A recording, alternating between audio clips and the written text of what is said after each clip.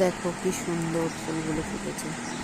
বারান্দায় বসে বসে এই গাছটা যখন পাতা ঝরে যায় তখন একদম খালি, তারপরে পুরো পাতা এলো, তারপরে এখন ফুল। একদিন দেখিয়েছিলাম না, একটা মাত্র হলুদ ফুল ফুটেছিল, এখন তো আস্তে আস্তে ভরছে, এখনো পুরো ভরেনি, আরও ভর্তি হয়ে যাবে। এই জায়গাটা হচ্ছে প্রাণের প্রিয় জায়গা আমার।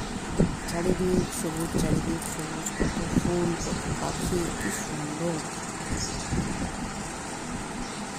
কলকাতার মধ্যে থেকেও, প্রপার কলকাতায় থেকেও এরকম একটা জায়গা, আর বাড়ির পাশে এরকম একটা সুন্দর প্রকৃতি, পাখি ভর্তি হয়ে যায় গাছটাতে।